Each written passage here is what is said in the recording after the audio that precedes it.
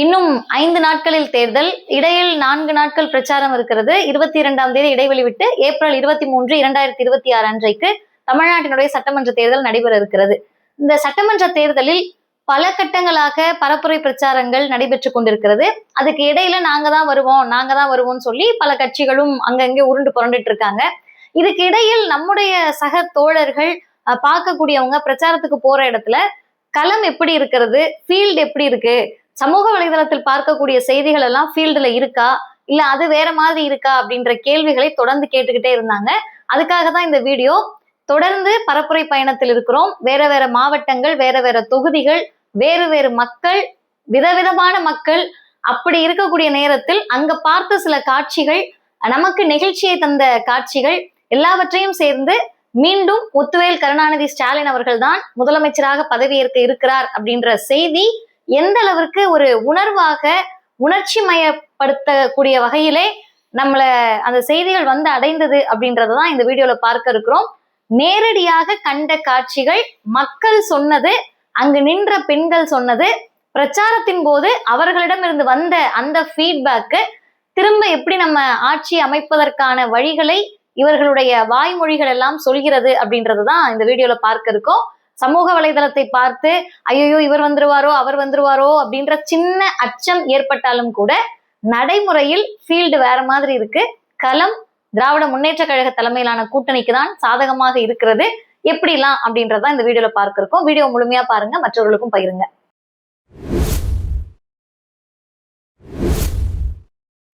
அனைவருக்கும் வணக்கம்.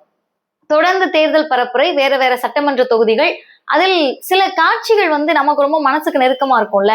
அப்படி திருவண்ணாமலையில் அமைச்சர், தற்போது வெற்றி வேட்பாளர் அண்ணன் ஏவா வேலு அவர்களை ஆதரித்து ஒரு 4 இடங்கள்ல பிரச்சாரம் நடந்தது.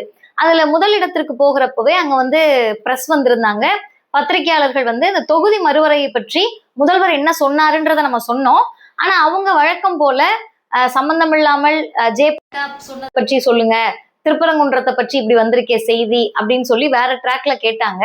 எனக்கு அப்பதான் தோணுச்சு, ஜேபி நட்டா யாருன்னே தமிழ்நாட்டுல பாதி பேருக்கு தெரியாது. இப்ப நட்டானா யாருன்னே தெரியாது, நட்டா வந்து தமிழ்நாட்டில் பிஜேபி நட்டு வைப்பாரா மாட்டாரான்ற மாதிரி எல்லாம் கேள்விகள் வந்து நமக்கே சிரிப்பை தான் கொடுக்குது. மக்களுக்கு அப்படி ஒருத்தரை தெரியல.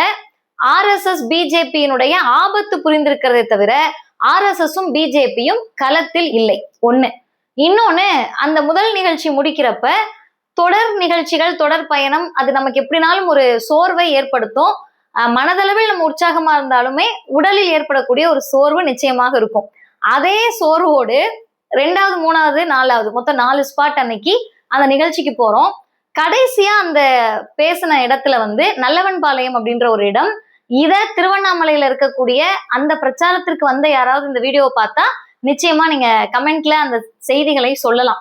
அப்ப அங்க முடிச்சிட்டு பேசிட்டு இறங்குறப்போ வழக்கம் போல இது சரியா இருந்தது, இது நல்லா இருந்தது அப்படின்ற பாராட்டுக்களை சொல்லக்கூடியவர்கள், அவங்க வீட்டு பொண்ணாவே நினைத்து மகிழ்ந்து கொண்டாடக்கூடியவர்கள் எப்பவுமே எல்லா பகுதியிலும் இருப்பாங்க. அப்ப வந்து எல்லாரும் போட்டோ எடுத்துட்டு இருக்கப்ப திடீர்னு ஒரு 6 பேர் வந்தாங்க. அவங்க வந்துட்டு என்ன பண்ணாங்கன்னா, நாங்க போட்டோ எடுத்துக்கிறோம்னு சொல்லி அவர்களுடைய மொழியில் பேசினார்கள். நரிக்குறவர் சமூகத்தை சார்ந்த சகோதரர்களும் சகோதரிகளும் வந்திருந்தாங்க. அவங்க பேசிய அந்த மொழி, அவங்களுடைய வழக்கு, அதில் நிறைய சொன்னாங்க. எல்லாமே சந்தோஷமா சிரிச்சுக்கிட்டே சொன்னாங்க. அவங்க போன்ல போட்டோ எடுத்துக்கிட்டாங்க. பிடிச்ச கையை ஒரு அம்மா வந்து சிகப்பு சேலை கட்டிட்டு வந்திருந்தாங்க. அவங்க நம்மளுடைய கையை பிடிச்சிட்டு விடவே இல்லை. அவங்க சொன்னதுல ஒரு சொல் மட்டும்தான் எனக்கு புரிஞ்சுது. உதயசூரியன் உதயசூரியன் உதயசூரியன் சொல்லிக்கிட்டே இருந்தாங்க. இப்ப ஜெயிச்சிருவோமான்னு அவங்க கிட்ட கேட்கிறோம். நல்லா பாருங்க, அவங்க சொன்ன வட்டார வழக்கு, அவர்களுடைய அந்த மொழி நம்மளை வந்து சேரல அப்படின்னு நம்ம நினைக்கிறோம். இல்ல நம்ம பேசுறது அவங்களை போய் சேரலையோ அப்படின்னு நான் நினைச்சிருக்கேன். ஆனா அவங்க திரும்ப திரும்ப சொன்னது நம்ம ஜெயிக்க போறோம், உதயசூரியன் உதயசூரியன் தான் சொன்னாங்க. ஏன் அந்த சமூகத்து மக்களுக்கு இந்த அளவிற்கு திமுகவின் மீது ஒரு ஈடுபாடு? கலைஞர் அப்படின்னு சொன்னா அவங்களை அறியாம கை தட்டுறாங்க, முதல்வருடைய பெயரை சொன்னா கை தட்டுறாங்க. என்ன அப்படின்னு பார்த்தா எனக்கு பிளாஷ்பேக்கை யோசிச்சு பாக்குற மாதிரி, கடந்த ஒரு 2-3 ஆண்டுகளுக்கு முன்னால் திராவிட முன்னேற்ற கழகம் ஆட்சி பொறுப்புக்கு வந்த பிறகு மாமல்லபுரத்துல ஒரு கோவில்ல வந்து அன்னதானம் போடுறாங்க. அந்த அன்னதானத்தை சாப்பிட போன இந்த சமூகத்தை சார்ந்த பெண்களை வந்து இங்க நீ சாப்பிடக்கூடாது எல்லாரோடய உட்காந்துன்னு சொல்லி அங்கிருந்த அடாவடித்தனமா நடந்துகிட்டாங்க. வெளியே வந்து இவங்க எல்லாரும் பத்திரிக்கையாளர் நின்றுட்டு இருக்காங்க, அவங்க கிட்ட நாங்களாம் இங்க சாப்பிடக்கூடாதா, நாங்க மனுஷங்க இல்லையா, நாங்க எல்லாரும் கூட உட்காந்து சாப்பிடக்கூடாதான்னு ஒரு சுயமரியாதை மிக்க ஒரு குரலை அந்த அக்காங்க எழுப்புனாங்க. அதை பார்த்த உடனேயே முதல்வர் அதை பார்க்கிறார். இந்து சமய அறநிலைத்துறை அமைச்சர் அண்ணன் சேகர் பாபு அவர்களுக்கு தகவல் தெரிவித்து அமைச்சர் நேரா ஸ்பாட்டுக்கு போறாரு. அடுத்த நாள் அமைச்சரோடு அமர்ந்து அவர்களை சாப்பிட வைக்கிறார்கள். இத பாக்குறப்ப என்ன இது ஒரு அரசியல் ஸ்டண்ட், அவங்க சொல்றாங்க உடனே இவங்க போய் சாப்பிடுறாங்க அப்படின்ற மாதிரி தட்டையாக நிறைய பேருக்கு புரிந்திருக்கலாம். ஏன் நம்மளே கூட அப்படி நினைச்சிருக்கலாம். ஆனா அந்த சின்ன சின்ன சம்பவங்கள் கூட எங்களுடைய சுயமரியாதையை பேசுவதற்கு, சமூகத்திலிருந்து எங்களை விலக்கி வைப்பதற்கு என்னவெல்லாம் நீங்க முயற்சி எடுத்தாலும் கூட இந்த கட்சி, இந்த இயக்கம், இந்த சித்தாந்தம் எங்களோடு நின்று இருக்கிறது அப்படின்ற உணர்வை தான் அந்த மக்கள் கிட்ட என்னால பார்க்க முடிஞ்சுது. ரெண்டாவது என்னன்னு கேட்டீங்கன்னா, அதே திருவண்ணாமலையில இரண்டாவது ஒரு இடத்துல பேசிட்டு கிளம்புறோம். ஒரு அக்கா வந்து கை கொடுத்துட்டு காருக்குள்ள நாங்க வந்துட்டோம். அந்த அக்கா வேக வேகமா வந்து கையை கொடுத்துட்டு, உங்ககிட்ட நான் ஒரு செய்தி சொல்லணும்னாங்க. என்னன்னு, இடுகாட்டுல பிணத்தை எரிக்கக்கூடிய பொண்ணு நானு, லேடிஸ் அங்க விட மாட்டாங்கல்ல, ஒரே பொண்ணு நான் தான் இந்த மாவட்டத்துல அப்படின்னு சொன்னாங்க. சொல்லிட்டு அடுத்தவங்க சொன்ன செய்தியை நான் இந்த விஷயத்த சொன்ன பிறகு சொல்றேன். எனக்கு என்ன ரொம்ப மகிழ்ச்சியா இருந்ததுன்னா, தமிழ்நாடு எப்படிப்பட்ட ஒரு மண்ணாக திரும்ப திரும்ப நம்ம ஏன் தமிழ்நாடு தனித்துவம்னு எதுக்கு பேசுறோம்னு கேட்டா, பெண்கள் டாக்டரா வரணும், இன்ஜினியரா வரணும், வழக்கறிஞரா வரணும், நீதிபதியா வரணும், காவல்துறையில இருக்கணும், ராணுவத்துல இருக்கணும்னு தந்தை பெரியார் கனவு காண்கிறார். அது எல்லாமே இன்றைக்கு நடந்திருக்கிறது. எல்லா இடத்திலும் பெண்கள் இருக்கிறார்கள்.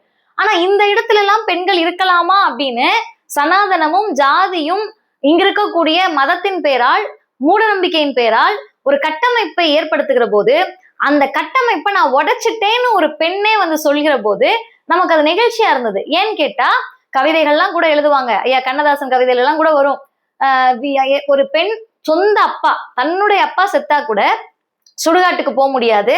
தன்னுடைய சொந்தக்காரவங்க இல்ல தன்னுடைய சொந்த ரத்த சொந்தமே இருந்தால் கூட பெண்களுக்கு சுடுகாட்டுல வேலை இல்லைன்னு சொல்லக்கூடிய சமூகங்கள் இன்னமும் இருக்கு. சுடுகாட்டுக்குலாம் அவங்க வரக்கூடாது, வீடு வாசல் வரைக்கும் வரலாம், வீதி வரைக்கும் வரலாம், சுடுகாடு இருக்க இடத்துக்கு வரக்கூடாது, பெண்கள் பிணத்தை தூக்கக்கூடாது அப்படிலாம் இருக்கு. அதை உடைத்து பெண்களே பிணத்தை சுமந்து சென்று அடக்கம் செய்யக்கூடியதெல்லாம் திராவிடர் கழகத்தில் பெரியாரை ஏற்றுக்கொண்டவர்கள், பெரியாரியவாதிகள் இந்த சமூக கட்டமைப்பு உடைக்கணும்னு பண்ற விஷயங்கள். ஆனா சொன்ன அம்மா நெத்தியில பெரிய பொட்டு, தின்னூறு, குங்குமம், கடவுள் நம்பிக்கை இருக்கிறவங்க, அவங்க அதை எவ்வளவு பெருமையா சொல்றாங்கன்னா, இடுகாட்டுல பொண்ணுங்க பணத்தை எரிக்க கூடாதுன்னு வாங்க, நான் ஒரு ஆள் தான் அந்த வேலை பார்த்துட்டு இருக்கேன், இந்த வேலை நான் பார்த்து நான் மட்டும் இதை செஞ்சதுனால அமைச்சர் ஐயா ஏவா வேலு முத்துலட்சுமி அவர்கள் பெயர் தாங்கிய விருதை எனக்கு கொடுத்தாரு. ஒரு அங்கீகாரத்தை செய்கிறோம், அவர்கள் செய்யக்கூடிய உழைப்புக்கான அங்கீகாரத்தை உடனே செய்வதற்கு இந்த ஆட்சி, இந்த கட்சி தயாராக இருக்கிறது என்ற நம்பிக்கை மக்கள் கிட்ட களத்துல இருக்கு. மூணாவது செய்தி என்னன்னு கேட்டீங்கன்னா, தமிழ்நாட்டினுடைய பெண்களை எவ்வளவு அறிவுபூர்வமாக இந்த சமூகம் மாற்றி இருக்கு. அவங்களுக்கு கடவுள் நம்பிக்கை இருக்கும், மத நம்பிக்கை இருக்கும், ஏன் இன்னும் சொல்ல போனா மூட நம்பிக்கைன்னு தெரிஞ்சே கூட அதை செய்யக்கூடிய பெண்களா கூட இருப்பாங்க. ஆனால் அவர்களுடைய அந்த இதெல்லாம் அப்பாற்பட்ட ஒரு பகுத்தறிவு சிந்தனை அவங்களை அறியாம அப்பப்ப வெளிப்பட்டுரும். அப்படிதான் நேற்றைக்கு மாதவரம் சட்டமன்ற தொகுதியில் பிரச்சாரம். அதுல முதல் இடத்துல வந்து பிரச்சார வாகனத்துல நின்று பேசிட்டு இருக்கோம். அப்ப இந்த தொகுதி மறுவரையை பற்றி எக்ஸ்பிளைன் பண்றதுக்காக கேள்வி கேட்கிறேன். இங்க இருக்கவங்க யாருக்கெல்லாமா 10 பிள்ளைங்க அப்படின்னு சொல்லி கேட்கிறேன். எல்லாரும் அமைதியா இருக்கிறாங்க. எப்படி 10 பிள்ளை எப்படி அப்படின்ற மாதிரி இருக்காங்க. முன்னாடி நின்ன ஒரு அம்மா, ஏம்மா எப்படிமா 10 பிள்ளை பெத்துக்குவாங்க அப்படின்னு கேட்டாங்க. நான் உடனே டக்குன்னு சொன்னேன், அம்மா என் வயசு இல்லை, உங்களுக்கு எங்க தலைமுறை வயசு இல்லை, எங்களோட நீங்க நல்ல மூத்தவங்க தான், உங்க வயசை சொல்லுங்க அப்படின்னு கேட்டேன். 60 வயசுன்னாங்க. யோசிச்சு பாருங்க, 60 வயதில் இருக்கக்கூடியவர்கள் ஏறக்குறைய எங்களுக்கெல்லாம் முன்னாடி தலைமுறையில இன்னும் 2 தலைமுறை முன்னாடி பிறந்தவங்க 10 பிள்ளை பெத்துக்கிறதெல்லாம் சாதாரணம் நினைச்சிருந்த ஒரு சமூகத்துல 60 வயதுல இருக்கிற ஒரு அம்மா 10 பிள்ளைலாம் எப்படிமா பெத்துக்குவாங்க அப்படின்னு கேக்குறாங்கல்ல. அந்த டிரான்சிஷன் இருக்குல்ல, சாமி கொடுக்குது, சாமி கொடுக்கறத ஏன் வேணான்னு சொல்லணும்னு 15 பிள்ளை 16 பிள்ளை பெத்துட்டு இருந்த ஊர்ல தந்தை பெரியார்ன்ற ஒரு தலைவர் தான் கேட்டாரு, பெண்கள் என்ன பிள்ளை பெறும் இயந்திரங்களா, பொம்பளை பிள்ளை என்ன பண்ணையா வச்சு நடத்திக்கிட்டு இருக்கு, பிள்ளை பெத்துக்கிறதா அது வேலையா அப்படின்னு கேட்டாரு. அன்னைக்கு ஐயா கேட்டப்ப சாமி புள்ள கொடுக்கும் சோறு போடுமாயான்னு கேட்டாரு. அதையெல்லாம் கேட்டு இந்த சமூகத்தை எப்படி நம்ம மாத்திருக்கோம்னு கேட்டா, மக்கள் தொகையை குறைப்பது என்பது வெறுமனே மக்கள் கிட்ட போய் சொன்ன உடனே கேட்டுக்கிற மாதிரி இந்த சமூகம் இல்லை. படிப்பறிவில் இல்லாத சமூகமாக இருந்தது. சொல்வதை புரிந்து கொள்வதை ஏற்றுக்கொள்வதற்கு மதம் தடையாக இருந்தது, ஜாதி தடையாக இருந்தது, இந்த சமூக கட்டமைப்பு தடையாக இருந்தது, மூட நம்பிக்கை தடையாக இருந்தது. ஆணாதிக்கம் தடையாக இருந்தது. இதையெல்லாம் மீறி புரிய வச்சு மக்கள் தொகையை கட்டுப்படுத்தினாதான் நம்ம வந்து வளர்ச்சியின் பாதையில செல்ல முடியும்னு சொல்லி சமூக மாற்றம் தேவைப்பட்டுச்சு. நீங்க யோசிச்சு பாருங்க, இந்தியாவுல எல்லா மாநிலத்திலையும் தான் மக்கள் தொகையை கட்டுப்படுத்தணும்னு சொல்றாங்க. அதுக்கு சட்டமே போட்டாலும் கூட, சட்டம் போட்டாலும் நான் மாற முடியாதுன்ற மாநிலங்கள் இருக்குல்ல, உத்தரப்பிரதேசம் இருக்குல்ல, மத்திய பிரதேசம் இருக்குல்ல, குஜராத்ல இருக்குல்ல, ராஜஸ்தான் இருக்குல்ல, பீகார் இருக்குல்ல. ஆனா நம்ம மட்டும் சாமானிய பெண்களுக்கு கூட ஏன் 10 புள்ள பெத்துக்கணும் அப்படின்ற கேள்வியை அவர்களிடத்தில் கொண்டு போய் இந்த இயக்கம் சேர்த்திருக்கிறது, திராவிடர் இயக்கம் சேர்த்திருக்கிறது, பெரியார் என்ற தலைவர் சேர்த்திருக்கிறார். திராவிட முன்னேற்ற கழகம் அரசியல் ரீதியாக அதற்கான முன்னெடுப்பை எடுத்திருக்கு. வளர்ச்சியின் பக்கத்தில் நம்ம நிக்கிறோம். இதெல்லாம் பாக்குறப்ப நான் அதுக்கடுத்து 2வது ஸ்பாட்ல பேசுறப்ப சொன்னேன், சாமி நம்பிக்கை இல்லாத அம்மா வந்து இதை வந்து ஏமா இப்படிமா அப்படி கேள்வி கேட்டா கூட நம்ம ஒத்துக்கலாம். எனக்கு கடவுள் நம்பிக்கையே இருந்தாலும் சாமி தானே புள்ள கொடுக்குது அப்படின்னு பெத்துக்கிட்டு இருந்த ஊர்ல அப்படிலாம் இல்ல. நாம் இருவர் நமக்கு இருவர், நாம் இருவர் நமக்கு ஒருவர், எங்க தலைமுறையில் நாமே இருவர் நமக்கேன் ஒருவர்ன்ற அளவிற்கு இது பகுத்தறிவு சிந்தனையால் தான் அந்த சமூக மாற்றம் ஏற்படும். அதை கடத்தி இருக்கிறோம்.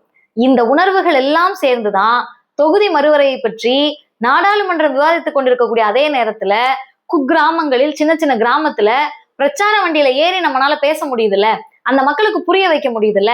இந்த புரிதல் தமிழ்நாடை தவிர வேறு எங்கும் நம்மால் பார்க்க முடியாது. சாமானிய மக்களும் அரசியல் பேசக்கூடிய ஒரு மாநிலமாக தமிழ்நாடு இருக்குன்றத கண்கூட பாக்குறோம். இப்ப இந்த 3ம் எனது நான் பார்த்த நிகழ்ச்சி அடைந்த செய்திகள் இந்த கடந்த 2 நாட்கள்ல. இது போல் ஒரு தொகுதிக்கும் எனக்கு ஒரு செய்திகள் இருக்கு. பட் நேரம் ரொம்ப நம்ம எடுத்துக்க முடியாதுன்றதுனால நான் அதை சுருக்கமா சொல்றேன். களம் எப்படி இருக்கிறது? எந்த இடத்திலும் வந்து நாயக நடிக வெறியோடு சத்தங்கள் கேட்கறது கிடையாது. ஒரே ஒரு இடத்தில் மட்டும் நம்ம பேசிக்கிட்டு இருக்கிறப்ப வழக்கம் போல கத்துற மாதிரி கூச்சல் வந்தது. அப்புறம் அந்த கூச்சலுக்கும் வழக்கம் போல நம்ம பதில் சொல்லி வைத்தியம் பார்த்து அனுப்பியாச்சு. வேற எந்த இடங்களிலும் அந்த கத்தல் கூச்சல் நமக்கு தென்படல. இன்னொன்னு, ஃபீல்டுல யார் இருக்கா அப்படின்னு கேட்டா திராவிட முன்னேற்ற கழக தலைமையிலான மதச்சார்பற்ற கூட்டணி தான் களத்தில் இருக்கிறது. வீடு வீடாக தெரு தெருவாக செல்கிறார்கள், பிரச்சாரம் செய்கிறார்கள், தேர்தல் அறிக்கையில் இருப்பதை சொல்கிறார்கள், எல்லோரும் அரசியல் பேசுகிறார்கள். அந்த அரசியலில் மீண்டும் மீண்டும் முத்துவேல் கருணாநிதி ஸ்டாலின் என்ற பெயர் உச்சரிக்கப்பட்டு கொண்டே இருக்கிறது. அதிமுகவை பொறுத்த வரைக்கும் ஐயா எடப்பாடி பழனிசாமி மட்டும்தான் வண்டி எடுத்துட்டு ஒரு ஊரா போனாரு, எதையோ பேசினாரு. தொகுதி மறுவரை வந்த பிறகு இவர் எவ்வளவு முரட்ட அடிமைன்றது மக்களுக்கு தெரிந்தது. அதனால் அதிமுகவினுடைய பிரச்சாரம் இனிமேல் தலைகீழா நின்று தண்ணி கொடுத்தாலும் தமிழ்நாட்டில் எடுபடாது. பிஜேபியோட இருக்குன்றப்பவே உன்னை ஏத்துக்க மாட்டோம், பிஜேபி சொல்றதை இப்படி கேட்டுட்டு பல்லிழிக்கிற அப்படின்னு சொன்னா மொத்தமாக உன்னை ஏற்றுக்கொள்ள மாட்டோம் அப்படின்றதுதான் சாமானிய மக்களுடைய எண்ணமாக இருக்கிறது.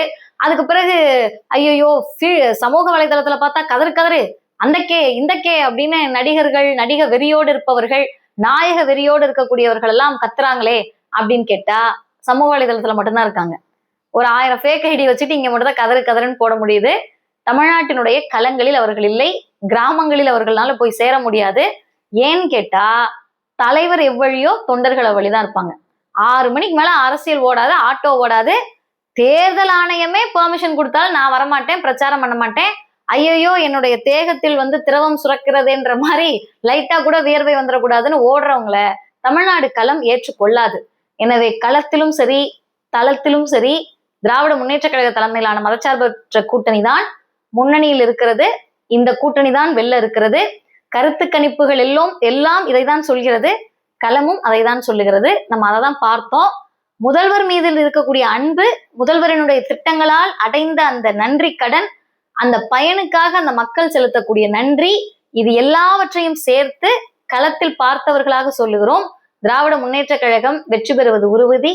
மீண்டும் எம்கேஎஸ், மீண்டும் முத்துவேல் கருணாநிதி ஸ்டாலின் தான் தொடர இருக்கிறார் அப்படின்ற செய்தியை மகிழ்ச்சியோடு உங்களோடு பகிர்ந்து கொள்கிறேன். நன்றி.